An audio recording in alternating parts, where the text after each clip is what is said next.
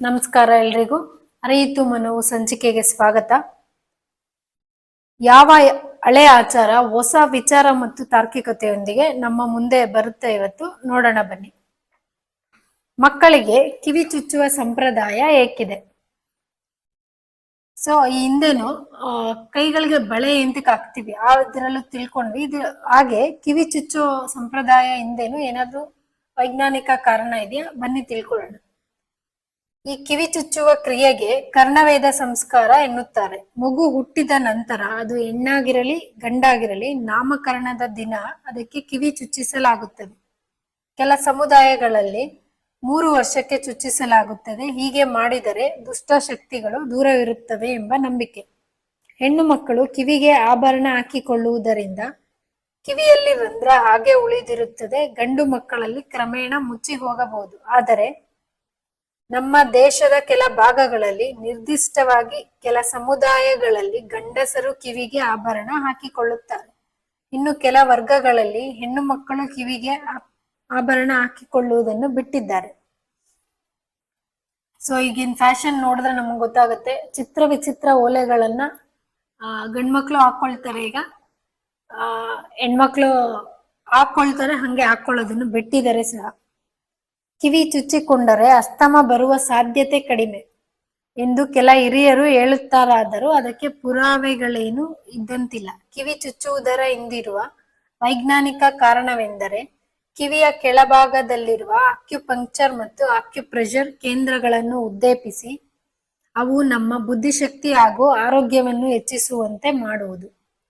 ಕಿವಿಯ ಈ ಭಾಗದಲ್ಲಿ ಬಹಳಷ್ಟು ಅಕ್ಯುಪಂಕ್ಚರ್ ಹಾಗೂ ಅಕ್ಯುಪ್ರೆಷರ್ ಕೇಂದ್ರಗಳಿವೆ ಎಂದು ಈ ಕ್ಷೇತ್ರಗಳಿಗೆ ಸಂಬಂಧಪಟ್ಟ ತಜ್ಞರು ಸಂಶೋಧನೆಗಳ ಮೂಲಕ ಸಾಬೀತು ಮಾಡಿ ತೋರಿಸಿದ್ದಾರೆ. ಇದರಿಂದ ಸಂತಾನೋತ್ಪತ್ತಿಯ ಅಂಗಗಳು ಚೆನ್ನಾಗಿ ಕೆಲಸ ಮಾಡುತ್ತವೆ. ಮಹಿಳೆಯರಲ್ಲಿ ಋತುಚಕ್ರ ಸರಿಯಾಗಿರುತ್ತದೆ ಎಂದು ಹೇಳಲಾಗುತ್ತದೆ. ದೃಷ್ಟಿ ಚೆನ್ನಾಗಿರುವುದು, ಕಿವಿ ಆರೋಗ್ಯವಾಗಿರುವುದು, ಖಿನ್ನತೆ ಕಡಿಮೆಯಾಗುವುದು, ಜೀರ್ಣ ವ್ಯವಸ್ಥೆ ಚೆನ್ನಾಗಿ ಕೆಲಸ ಮಾಡುವುದು ಹಾಗೂ ಮಿದುಳು ಚೆನ್ನಾಗಿ ಬೆಳವಣಿಗೆ ಹೊಂದುವುದಕ್ಕೂ ಇದರ ಜೊತೆ ಸಂಬಂಧವಿದೆ ಎನ್ನಲಾಗಿದೆ. ಅಂತಿಮವಾಗಿ ಇದು ನಂಬಿಕೆಗೆ ಬಿಟ್ಟ ವಿಚಾರ. ಅದೇನೇ ಇದ್ದರೂ ಕಿವಿ ಚುಚ್ಚಲು ಸ್ವಚ್ಛ ಚಿನ್ನದ ಕಡ್ಡಿ ಅಥವಾ ಸೂಜಿ ಬಳಸುವುದು ಹಾಗೂ ನಂತರ ನಂಜಾಗದಂತೆ ನೋಡಿಕೊಳ್ಳುವುದು ಬಹಳ ಮುಖ್ಯ.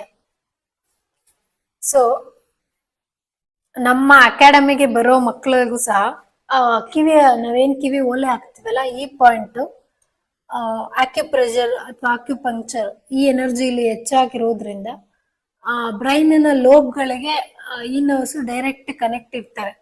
ಸೊ ಹಿಂದೆ ನಾವು ಬಸ್ಕಿ ಹೊಡೆಯೋದನ್ನು ಮಾಡಿಸ್ತಾ ಇದ್ವಲ್ಲ ಮಕ್ಕಳಿಗೆ, ಅದ್ರ ಹಿಂದೆ ಇರೋ ಕಾರಣನೂ ಇದೆ. 2 ಕಿವಿನ ನಾವು ಹಿಂಗೆ ಕ್ರಾಸ್ ಆಗಿ ಇಟ್ಕೊಂಡು ಒತ್ತಿ ಕೂತು ಎದ್ದೇಳ್ತಾ ಇದ್ದಿದ್ರಿಂದ ಬ್ರೈನ್ ಆಕ್ಟಿವ್ ಆಗಿರೋದಕ್ಕೆ ಮತ್ತೆ ಗಮನ ಕೇಂದ್ರೀಕರಿಸೋದಕ್ಕೆ ಇದು ಸಹಾಯ ಮಾಡುತ್ತೆ ಅನ್ನೋದು ನಂಬಿಕೆ. ಸೊ ಇದು ಸೂಪರ್ ಬ್ರೈನ್ ಯೋಗ, ಈ ಬಸ್ಕಿ ಹೊಡೆಯೋದು ಸೂಪರ್ ಬ್ರೈನ್ ಯೋಗ ಆಗಿ ವಿದೇಶಗಳಲ್ಲಿ ಚಾಲ್ತಿಯಲ್ಲೂ ಇದೆ. ನಮ್ಗೆ ಹಿತ್ತಲ ಗಿಡ ಮದ್ದಲ್ಲ ಅಂತಾರಲ್ಲ, ನಮ್ಗೆ ನಮ್ಮಲ್ಲೇ ಇರುವ ಕೆಲವು ಶಕ್ತಿ, ಅದರ ಉಪಯೋಗಗಳ ಬಗ್ಗೆ ಅರಿವಿರುವುದಿಲ್ಲ. ನಮ್ಮ ಅಕಾಡೆಮಿಗೆ ಬರೋ ಎಷ್ಟೋ ಮಕ್ಕಳು, ಈಗ ಹೈಪರ್ ಆಕ್ಟಿವ್ ಮಕ್ಳು ಇರ್ಬೋದು, ಅಟೆನ್ಷನ್ ಡಿಫಿಸಿಟ್ ಮಕ್ಳು ಇರ್ಬೋದು, ಇವ್ರಿಗೆ ಪೇರೆಂಟ್ಸ್ ನಾವು ಸಾಧ್ಯ ಆದ ಕಡೆ ಕಿವಿ ಚುಚ್ಚಿದ್ರೆ ಅದನ್ನ ಓಲೆ ಹಾಕಿ ಅಥವಾ ಹಂಗೆ ಕಂಟಿನ್ಯೂ ಮಾಡಿ ಅಂತ ಸಜೆಸ್ಟ್ ಮಾಡ್ತೀವಿ. ಕೆಲವು ಮಕ್ಕಳು ಅದನ್ನ ಓಲೆ ಹಾಕ್ಸಿರೋದು ಉಂಟು. ಸೊ ನೀವು ನಿಮ್ಮ ಗಂಡು ಮಕ್ಕಳಿಗೂ ಕಿವಿ ಚುಚ್ಚಿದ್ರೆ ಸಾಧ್ಯ ಆದಷ್ಟು ಓಲೆ ಹಂಗೆ ಕಂಟಿನ್ಯೂ ಮಾಡಕ್ಕೆ ಟ್ರೈ ಮಾಡಿ. ಇದು ನಮ್ಮ ಮೆದುಳಿನ ಓವರ್ ಆಲ್ ವೆಲ್ ಬೀಯಿಂಗ್, ನಮ್ಮ ಬೆಳವಣಿಗೆಗೆ ಪೂರಕ ಆಗುತ್ತೆ ಅನ್ನೋದಾದ್ರೆ ಹಾಕೋದ್ರಿಂದ ಏನು ನಾವು ಕಲ್ಕೊಳ್ಳೋದಿಲ್ಲ ಅಲ್ವಾ. Thank you.